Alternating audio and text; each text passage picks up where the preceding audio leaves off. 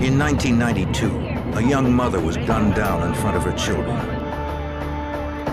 Police searched for answers but found nothing. Then family members offered a startling clue. It would take local and federal agents to untangle an intricate web of money, drugs, and murder to capture the architects of a heartbreaking crime.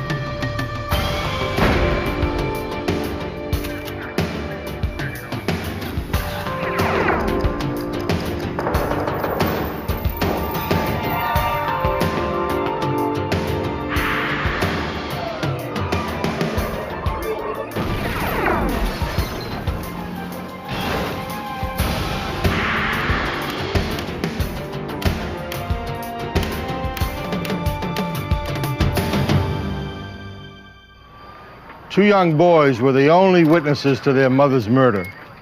The horrible crime appeared unmotivated, senseless, and random. I'm Jim Kallstrom, former head of the FBI's New York office. The victim, the wife of a prominent Atlanta attorney, was also a woman burdened with a secret. The FBI believed that secret led to her death. They hoped its discovery would also lead to her killer.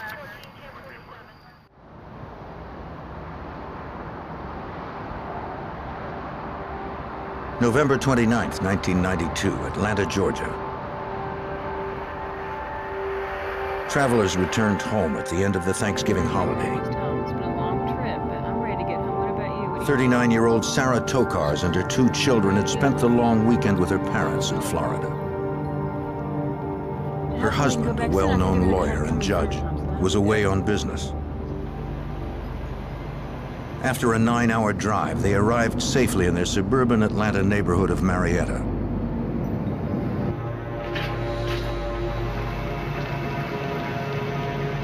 The house was dark as they pulled into the driveway.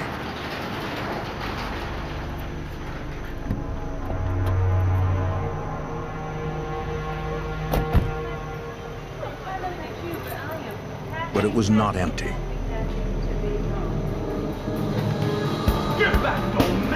Sarah did not see a man waiting in the shadows of the garage. He brandished a weapon. The gunman forced Sarah back into the SUV. The terrified woman had a 6-year-old at her side and a 4-year-old still asleep in the car. She had no choice.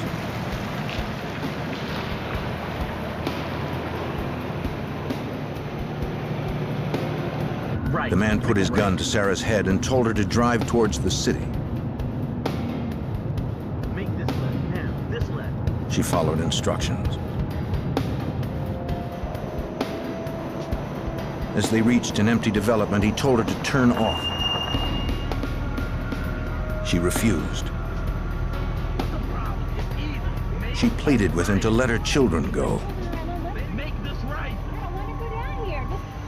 He answered with a single gunshot to her head. As the gunman grabbed her purse and fled, the vehicle kept rolling. The children still inside. When it came to a stop, Sarah's 6-year-old son had to reach across his mother's body to turn off the ignition. He unbuckled his groggy 4-year-old brother from his car seat, then ran to the nearest house.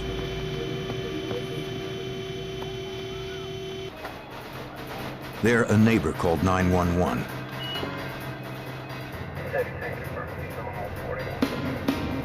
Officers responded to the report of a possible homicide in the vicinity of Powers Road.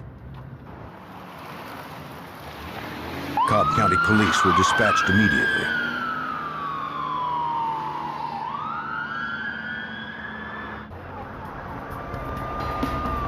Homicide detectives arrived as officers fanned out to search for the gunman.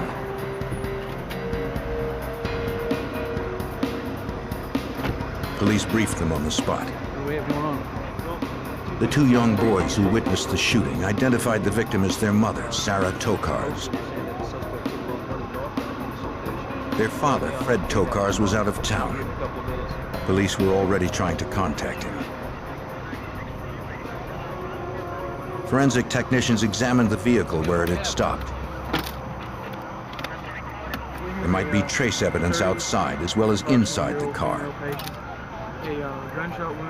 An analysis confirmed what the boys had told police. The gunman was sitting directly behind Sarah Tokars when he pulled the trigger. Blood spatter patterns suggested he had used a shotgun.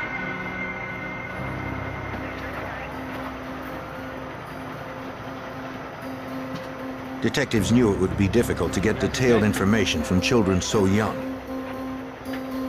especially after such a traumatic experience. The oldest one, 6 years old, would try his best.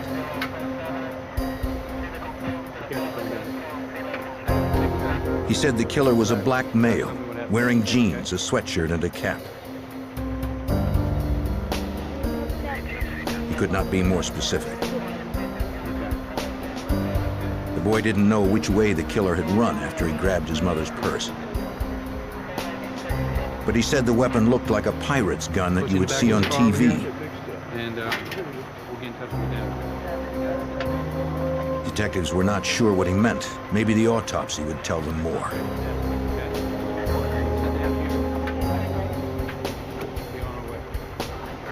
Detectives tracked down relatives living in the area to take custody of the boys until their father could be located.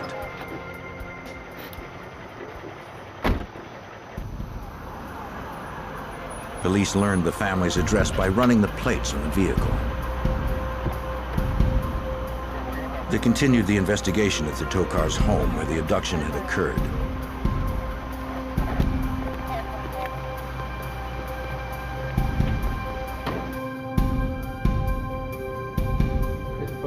In the living room, they found a security dowel lying next to a sliding glass door. The killer had likely entered the house here. The home security system had not been activated. Right here, let's get some photographs. No alarm sounded as the intruder entered. And then after that, I want you to go ahead and process it.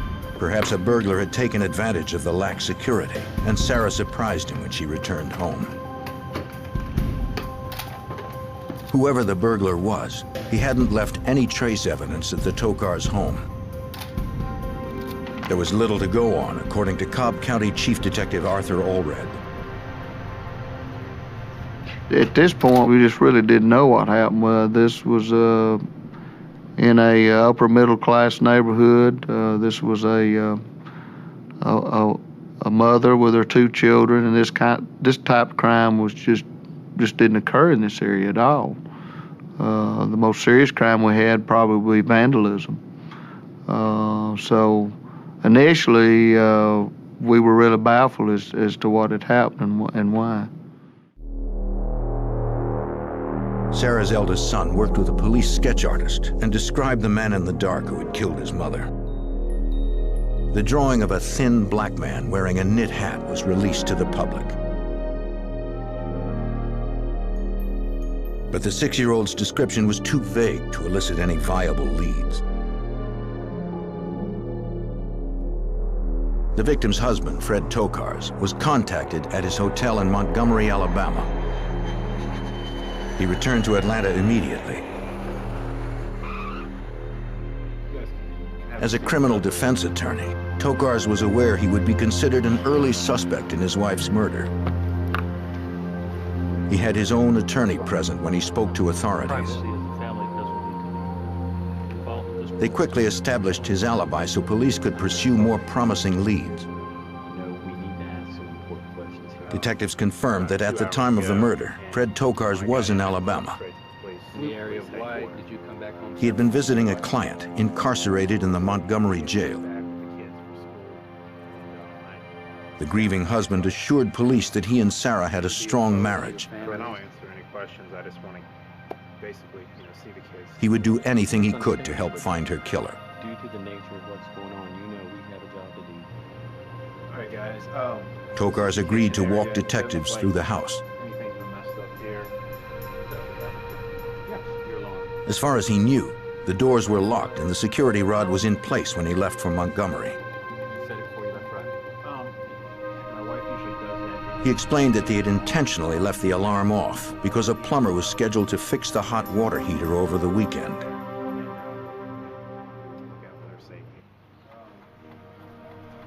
Tokarz led detectives to the basement where he kept his home office. He said he usually had about $1,500 locked in the safe. Now it was open and empty. I do keep some cash in there. Its combination was hidden in a nearby file. Only he and his wife knew it was there. Perhaps Sarah had taken the money on her trip to Florida. It was also possible that the burglar had found the combination and taken the cash. Looks like everything's okay. Ultimately, Tokarz couldn't specify how much money, if any, was missing. To police, nothing else in the house seemed disturbed, and no clues pointed to the killer's identity. A lot of people were frightened. A lot of people just couldn't believe that this would happen to a mother in front of her children, and especially in the neighborhood where it occurred. So there was a lot of pressure on the department to find who had killed her. Police hoped the coroner's report would give them more. Lab examiners confirmed that Sarah Tokarz had been killed with a .410 shotgun. To a child, if that type of weapon had been sawed off, it might look like a 17th century flintlock pistol used by pirates on TV. Only the plastic wadding and buckshot were recovered from the SUV. It might be a 410 or maybe a 20 gauge. Because no shell casing had been ejected, they would not be able to match anything to a specific weapon if one were later found. Maybe 410. I'll get the ballistics for you. The examiner discovered no foreign hairs, fibers, or fingerprints on the body or clothing. That fell out of the body bag. The anonymous killer had left nothing that could lead investigators to his Very identity. interesting to show you. Former Assistant United States Attorney Buddy Parker, like many members of the Atlanta community, was stunned by the news of the murder. We had a discussion that morning about the notoriety of the homicide, of it being the wife of Fred Tokarz, who was known within the legal community, having been a former assistant district attorney for Fulton County. I was familiar with Fred Tokarz in his role as a criminal defense lawyer in a matter that was then pending in our office, a matter regarding the investigation of a particular drug dealer. Fred Tokarz's lucrative criminal defense practice brought him into contact with many men accused of federal drug charges. Rarely does such a murder have a simple motive. Solving the case would not be easy. The following day, two women came to the Cobb County Police Station. Sarah Tokarz's sister and her cousin had a file they needed to show detectives. Sarah had entrusted her sister with the file 3 years earlier. You know what this is? This is some of her husband friends. At the time, Sarah made her promise to take it to police if anything ever happened to her. Something would happen, like divorce, overseas bank accounts. It contained what appeared to be lists of Fred Tokarz's bank accounts and their balances. I told her 3 years ago. Well, how long have you known? The women suggested that the papers might be related to Sarah's attempt to divorce Fred. His family, my family have been friends.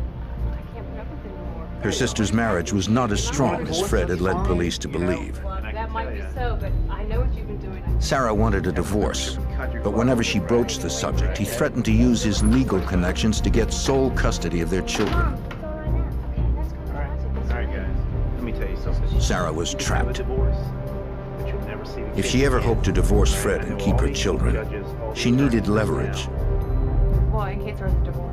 After the incident, Sarah had secretly copied some of Fred's files and gave them to her sister for safekeeping. Quite a long time. She suspected they outlined illegal activities he might be involved in. Liar. Wasn't treating my sister. If that were so, they could be her only leverage against him in court. She went to his office. Some of the information you Investigators reviewed the files carefully. in this fashion. Perhaps they would help police determine whether Sarah Tokar's death was a botched robbery or a carefully planned conspiracy. Cobb County detectives called the FBI office in Atlanta for help. They hoped that Special Agent Michael Twible could determine if Fred Tokar's bank statements were somehow linked to the murder. We were contacted by the Cobb County authorities concerning the documents they had discovered, which were brought to them by Sarah Tokar's sister and cousin, which revealed that Mr. Tokar's, her husband, had been involved in setting up offshore bank accounts and offshore corporations. It would take time for Agent Twible and his team to unravel the names and finances on those documents to see if they had something or nothing to do with the death of Sarah Tokar's. On December 3rd, 1997, 4 days after the shooting, Sarah Tokar's was laid to rest. Her 2 children were left motherless. Investigators still had no leads that pointed to the identity of her killer. Whoever had killed the young mother was still out on the streets.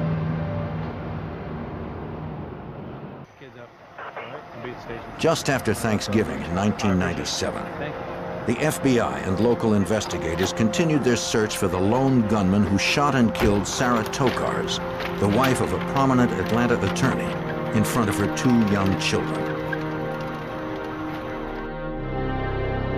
Sarah's 6-year-old child had given a vague description of the suspect to police in Cobb County, Georgia, but they still had no solid leads. Copies of her husband's bank statements were sent to the FBI field office in Atlanta for closer scrutiny. Special Agent Michael Twible hoped to provide insight as to whether the documents might somehow be connected to Sarah Tokar's murder. Once we reviewed these documents, it revealed that Mr. Tokar's had set up offshore banks and corporations not only in the Turk and Caicos, but in Montserrat and in the Bahamas. These documents also showed that he had set up numerous corporations and nominees' names in the Atlanta, Georgia area. Nominees are people who in name only head dummy corporations for purposes of money laundering. Although Fred Tokar's had never been accused of money laundering himself, he was an expert on the subject. Buddy Parker, a former assistant U.S. attorney, was aware that Tokar's was not only a well-known lawyer, he was also a certified public accountant. Fred Tokar's was known within the Atlanta legal community as a person who held himself out to be an expert in money laundering, and in fact conducted lectures for law enforcement authorities at the state level on money laundering.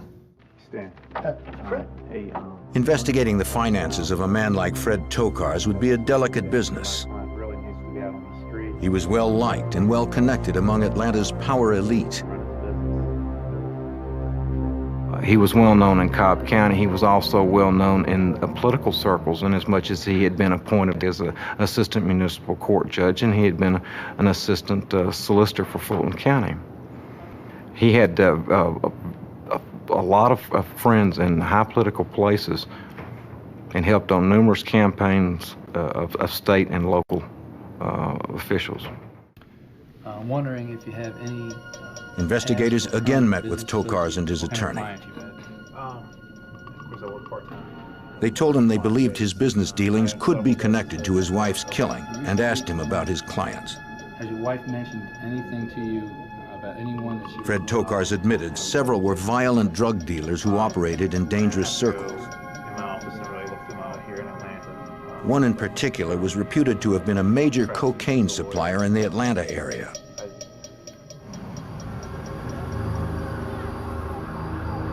The dealer had returned home to Detroit after another one of Tokar's clients had allegedly forced him out of the South.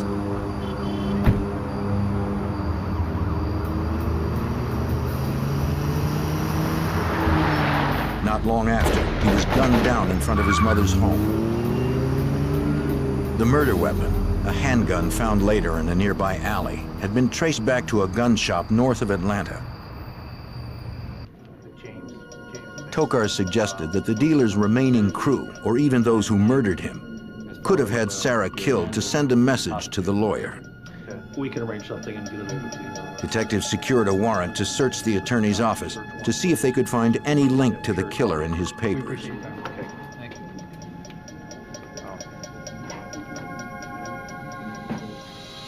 That night, local investigators and IRS agents conducted a thorough search of the office.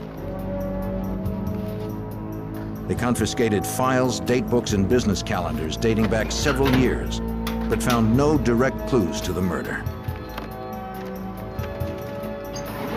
In the margins of Tokar's date books, agents did find notations of offshore accounts. The total deposited in these accounts far exceeded the amount Tokars claimed on his taxes each year. It looked as if Fred Tokars had used his expertise in money laundering to his own financial advantage. Local and federal officials met with representatives of the Atlanta United States Attorney's Office. They suspected Fred Tokar's illegal activities went far beyond money laundering. Money laundering was already on our radar screen, if you will. Secondly, now we have evidence coming out of the Tokar's home of offshore bank accounts. With those two clear facts, we felt that there was a firm basis to open an investigation formally on Fred Tokar's. Parker learned that in August of 1992, the DEA had arrested one of Tokar's clients in a sting operation. His name was Anthony Brown. Brown had a reputation as a cocaine dealer in Atlanta. The day before, agents had intercepted one of his couriers in Texas and seized more than 100 kilos of cocaine. Inside the trunk of Brown's car, agents found $50,000 in cash. They also found documents revealing Fred Tokars was more than Brown's defense attorney. He had incorporated an Atlanta nightclub for the drug dealer. It was believed by law enforcement that the nightclub was a front to help launder the drug proceeds of the drug trafficking organization that Brown was a member of. DEA agent Jeff Dahlman had participated in the sting operation to arrest Brown. Parker hoped Dahlman's drug trafficking case would help with the murder investigation. What had happened as a result of the homicide of Mrs. Tokars was that the light got turned on Fred Tokars' past of what he had been doing for the past several years. And what was illuminated was that he'd been involved with several drug traffickers in the Atlanta area. How you doing? Investigators wondered how deep that involvement went. You have a few minutes? Police re-interviewed Tokar's neighbors to see if they had missed anything. I was wondering if on Sunday evening... One close friend confirmed that Sarah wanted to divorce her husband, but she was afraid of him. Not long before she was murdered, Sarah confided that she had found some of her husband's documents that seemed suspicious. According to the neighbor, Sarah said these weren't simply lists of offshore accounts. They were stronger proof of criminal activities. Hey, listen, I need to give you a call back. Yeah, just a few minutes. About a week and a half before Sarah Tokars' murder, Sarah Tokars exclaimed to her that she now had the goods on Fred, that she had found documents or records that indicated he had engaged in or was engaging in tax evasion, and that she was going to go to the authorities with this information and she could then get a divorce. If Sarah had confronted her husband with the evidence, it might have motivated him to harm her. Any reason to believe Tokars? Investigators additionally found the name of a Tokars private investigator. Appreciate it. Work with you. The PI admitted to agents that Tokars had hired him to approach drug dealers about laundering their profits. he was listed as one of the owners, along with Fred Tokars, of another Atlanta nightclub, according to Special Agent Michael Twyble. We determined that he was an owner of a company, but through our further investigation, we realized that he was a nominee. And when I say the word nominee, I mean the fact that he was delegated to the person being legally responsible as being an owner of the club, but in actuality, he was not. Fred Tokars had constructed the entire scheme. According to the Private Eye, Tokars courted reputed drug dealers like Anthony Brown, men who had a lot of cash, but no place to invest it without raising suspicions of the IRS. Tokars, a money laundering expert, proposed depositing their drug profits in offshore accounts and in businesses like clubs that operated primarily on a cash basis. The money could then be filtered through legitimate financial institutions. And the way you would launder the money is, even though it's still in cash, you would pay entertainers on paper $15,000, when in actuality you paid them $5,000 cash.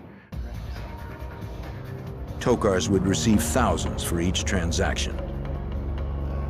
He was actively involved, knowing that these people were drug traffickers and what they were doing with their money. The object was to open corporations, mainly nightclubs, cash businesses where they could easily hide their assets, where they could easily run their drug proceeds through them. Authorities believe the connection between Fred Tokars and drug traffickers had somehow led to his wife's murder. But the details were elusive. Get back in that car now! Weeks after the murder of Sarah Tokars, a man capable of murdering an innocent mother in front of her children remained at large.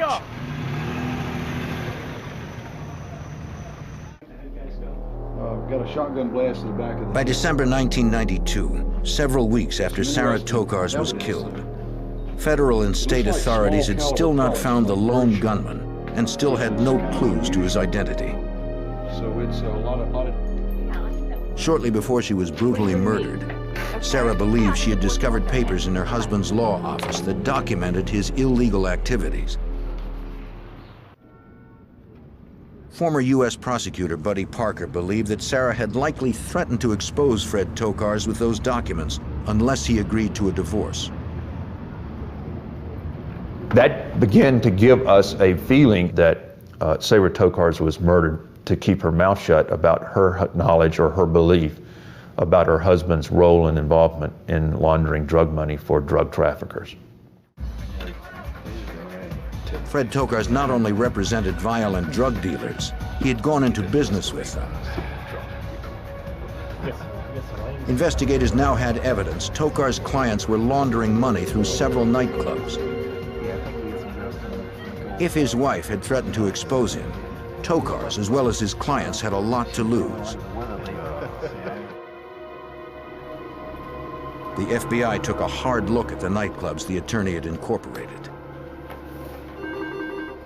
Special Agent Michael Twyble had to wade through piles of state records, searching for a name that could link Tokars directly to the murder. We started reviewing company and corporation records and liquor license and business license that Mr. Tokars had incorporated. We started looking at these different clubs to see actually who owned them. Major drug suppliers like Al Brown contributed the funds. A middleman purchased the clubs. And Tokars set up the entire deal, as DEA agent Jeff Dahlman discovered. They didn't really trust Mr. Tokars to launder money in offshore bank accounts. It was too elaborate. They wanted their money where they could touch it, where they could feel it, where they could use it every day, where they could buy cars with it. And so the laundering, in essence, in this investigation, turned towards the laundering of money through nightclubs, through incorporation of the nightclubs. FBI agents interviewed employees of the nightclubs. Over time, they were able to piece together the structure of the business, its owners, and its profits. To To Attorney Parker, it was like assembling a complex puzzle. Never heard anything about money laundering. The picture of how the nightclub money laundering was structured was really developed through insiders, through inside drug traffickers who ultimately decided to cut plea agreements with us and to cooperate and provide evidence. But nothing from the nightclubs pointed to Sarah Tokar's killer. After months of frustration, Cobb County Police finally got a break. A detective working on the case got a tip from his brother, a deputy in nearby Fulton County. The deputy remembered seeing Fred Tokar's name in the file for a businessman who had an outstanding arrest warrant. The businessman's name was Eddie Lawrence, wanted for writing bad checks on one of Tokar's accounts. Of all Tokar's business associates and clients, Eddie Lawrence was a name he had never mentioned to police. Authorities quickly learned that Eddie Lawrence and Fred Tokar's were involved in several businesses together. These included construction, renovation, and mortgage companies. Tokar's had also defended Lawrence in several minor brushes with the law. It was a long shot, but it was the only lead they had left. Eddie Lawrence had, through Fred Tokar's, been granted access to some of the most prominent individuals within the city. Fred would take Eddie to some of the big political fundraising functions, and all of a sudden Eddie was, like I said, he's very presentable. He could certainly mingle and not be embarrassed at cocktail functions and things, and engage in conversations, and so he was living this wonderful life, and the way he got there was through Fred Tokar's. A few days later, the young businessman agreed to questioning after police discovered records of calls between he and Tokar's on the day of the murder. Eddie Lawrence said he had been in business with Fred Tokar's for almost a year. He claimed the phone calls were all job-related. He knew nothing about Sarah Tokar's murder. The detectives had Lawrence arrested on the bad check charge and then released him on bond.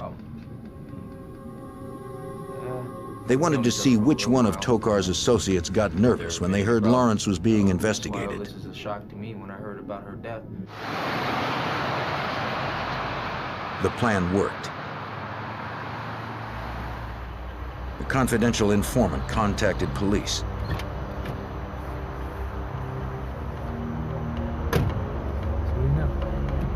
The word on the street was that Eddie Lawrence had been looking for a hitman prior to Sarah Tokar's murder. He had pressured one of his employees to help him find someone to kill a woman who he claimed stood in the way of a lot of money. The employee gave Lawrence a name, Curtis Rower. Rower was a drug addict with a long rap sheet including armed robbery. He needed money. Maybe he'd be interested. Although the informant didn't mention Fred Tokar's by name, investigators finally had a potential link between the victim's husband, Eddie Lawrence, and a hitman. Detectives interviewed Eddie Lawrence. No, I deny it. We have information. They questioned him about his relationship with Tokar's. That says recently you've been trying to get the young gun. Why would I have somebody? He claimed no involvement in the murder. When I had nobody around. Police felt he was Not lying. making any progress here. I have a warrant. Your name. On December 16th, 1992, police detained Lawrence and revoked his bail because of the flight risk. They wanted him in custody when they went after Curtis Rower. Detectives immediately secured search and arrest warrants for a house in College Park where Rower was staying. They proceeded with caution. If Rower was capable of killing an innocent woman in cold blood, there was no telling what he might do when cornered.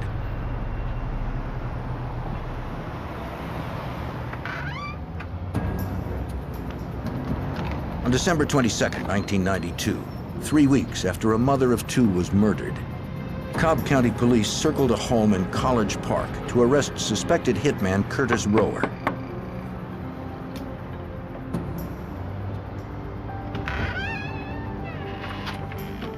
are you? What do you want? This is Rower. I'm Detective Hunt. This is Officer. What do you want? The woman who answered the door said she wasn't sure if Rower was home.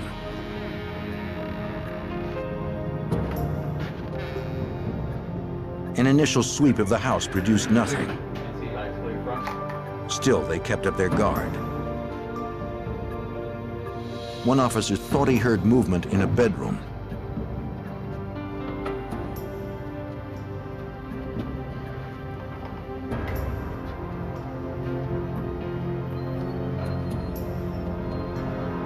Curtis, you're in the bed. You see your hands.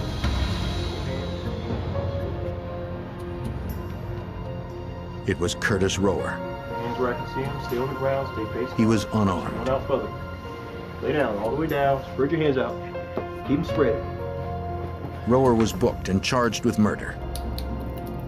Give me your left hand.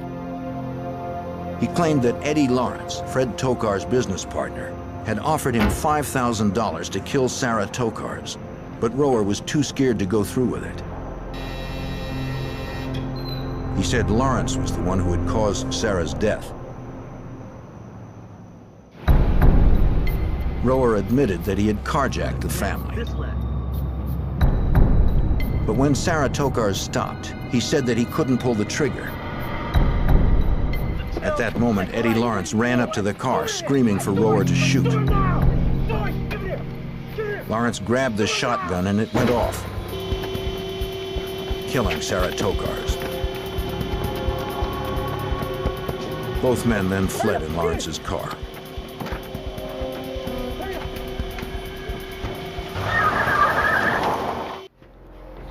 Though police believed Rower was downplaying his role, Sarah's 6-year-old son was the only other witness they had to refute his claim. He remembered only one shooter. The boy would be forced to identify the man who terrorized his family from a lineup unless Eddie Lawrence corroborated Rower's story. Authorities charged Eddie Lawrence with conspiracy to commit murder, but Lawrence refused to confirm or deny Rower's statement. Hello? Cobb County Police notified Fred Tokars that Eddie Lawrence and Curtis Rower had been formally charged with his wife's murder. He received the news at Sarah's parents' house in Florida, where he was vacationing with his sons for the holidays. Who was on the phone? It's the police. They have arrested someone for the murder. So, Thank God for that. His relatives later said that while the rest of the family expressed relief, Fred Tokars did not. He seemed despondent. The arrests of Lawrence and Rower had made national headlines. Tokars was caught in that same spotlight and refused to give any statements to the press. Because the suspected hitman's story conflicted with Tokar's son's version, the 6-year-old was asked to view a suspect lineup. Police explained that though he would be able to see 5 men staring at him, they would not be able to see him. The one-way mirror would prevent that. When the child said he was ready, investigators called for the men. All of them resembled the boy's description of his mother's killer. Okay, Michael. One of these gentlemen may be the person. Detectives reassured him that he could take as much time as he needed. I want you to take your time. I want you to look at me closely. I want you to tell me. But it was no use. The child was either too young or too frightened to remember the killer's face. When relatives tried to reach Fred Tokars in Florida to inform him, he was nowhere to be found. Fred left the company of his in-laws and returned to his hotel room where no one heard from him. And the following morning, they tried to raise him on the telephone. They tried to find him, and there were no responses.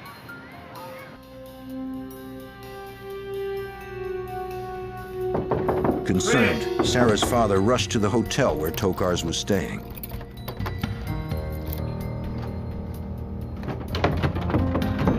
Fred! Fred! Fred!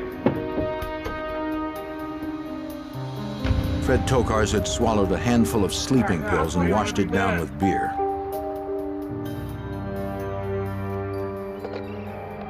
The manager of the hotel quickly called an ambulance. He had apparently attempted to take his life after hearing that Eddie Lawrence, this business partner of his, had been arrested for the murder of his wife. Sarah's father found a note written in Fred Tokars' handwriting on the table beside the bed. In the locked hotel room, Fred Tokars wrote a long, rambling note apologizing for the pain and suffering his lifestyle had inflicted upon his family. He wrote that Sarah was a great woman.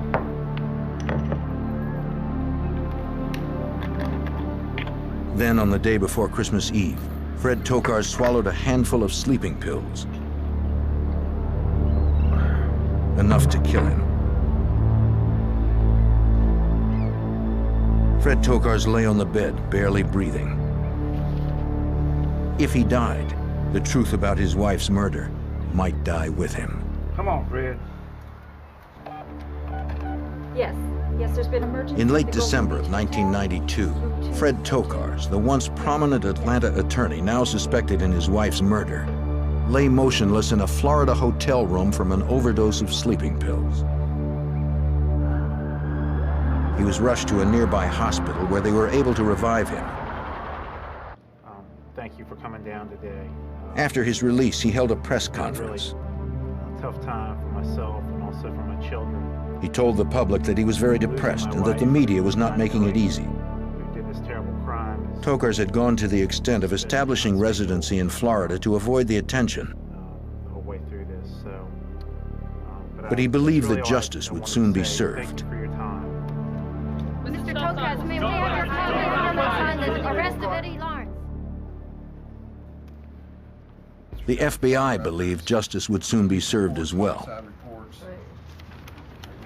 Convinced that Fred Tokars had used his business associate Eddie Lawrence to hire a hitman to kill Fred's wife, Sarah, the team of federal and local investigators would use federal racketeering statutes known as RICO to prosecute Tokars.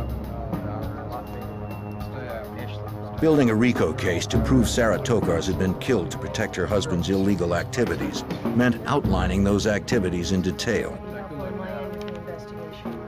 The RICO statute. It attacks basically this conspiracy of individuals who are out committing all types of different crimes, not necessarily together, but they're all for the benefit of this criminal group to exist, to continue to exist, and to make money. Looks like things are coming together a little bit. I appreciate all you. A federal grand jury named Tokars as an unindicted co-conspirator in the homicide. Yeah, we've come up with some. Though Tokars' partner, Eddie Lawrence, had remained silent after 7 months in prison, investigators hoped the public indictment might encourage Lawrence to testify against Tokars. Not long after, the Atlanta U.S. Attorney's Office received a phone call that Eddie Lawrence was ready to cooperate in exchange for sentencing consideration. We've got some work to do. Let's go.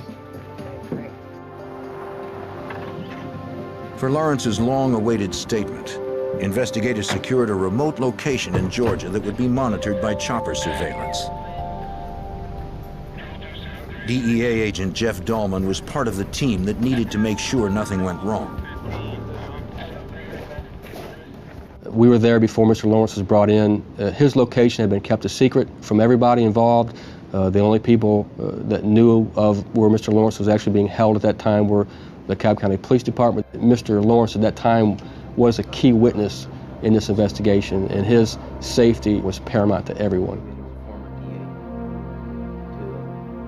Inside a fortified house, Eddie Lawrence told investigators that he and Tokars were not just partners in the construction business. They were also involved in laundering drug money. $900,000.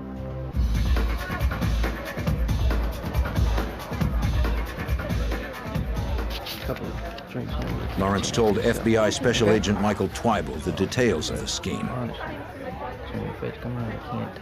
Mr. Tokars wanted him to try to solicit drug clients in the various nightclubs and bring them to him so he could launder their money. And in turn also set up Eddie Lawrence into several businesses. Yeah, we can get this one just a little bit later. We may Lawrence owed his success to Tokars. He also owed the attorney $70,000 in business debts. Fred Tokars approached Eddie Lawrence indicating that, that Sabre now was going to try to divorce him and take everything he had, and he wasn't going to let that happen, and he couldn't afford to allow her to do that to him, and he wanted her killed. Lawrence refused initially. Although he had been involved in drug dealing, he had never been involved in murder. Mr. Lawrence said, well, just let her have the house and the kids and the cars. And Mr. Tokar said, I'd worked so hard, I'm not going to let her have it. Lawrence said that Tokars planned the murder for several months. His first idea was to have Sarah shot in his office, but decided the couple's home was a better location. Tokars was to pay Lawrence $25,000 for the hit. Mr. Lawrence advised that Mr. Tokars wanted to be out of town and that for Mr. Lawrence to commit the murder as a burglary, basically in front of his children, which is very unusual. He told Mr. Lawrence that the kids would get over it, that they're young, and it wouldn't bother them saying that their mother was murdered. I found that Lawrence admitted he didn't have the nerve to kill an innocent woman, so he hired Curtis Rower.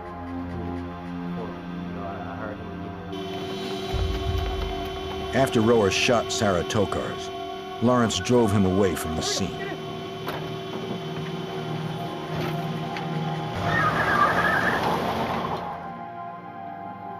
Since he cooperated, Lawrence earned 12.5 years for his part in setting up the murder. The hitman he hired, Curtis Rower, was sentenced to life without parole. For the time being, Tokars was still a free man. Mr. Tokars had custody of his 2 children. Our concern during this time and the rest of Mr. Tokars was that there could be some harm done to the children. And Mr. Tokars was aware that he'd been watched. The media was still down in Florida at the time. He knew that people were watching him daily, and we had to develop a plan to get Mr. Tokars out of the house where there'd be no harm done to the children or to himself, and tried to effect the arrest. The agents knew Tokars hated the press. They posed as reporters, lurking around the condo, hoping to elicit a response from the wanted man. And the game plan at that time was to have Mr. Tokars come out and check us out, which he had done previously to other people that had been parked in the area. The plan worked well. He came downstairs. He called the police.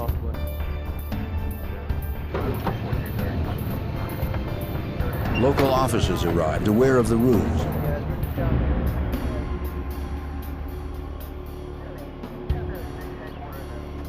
Fred Tokars emerged from his condo to file a complaint.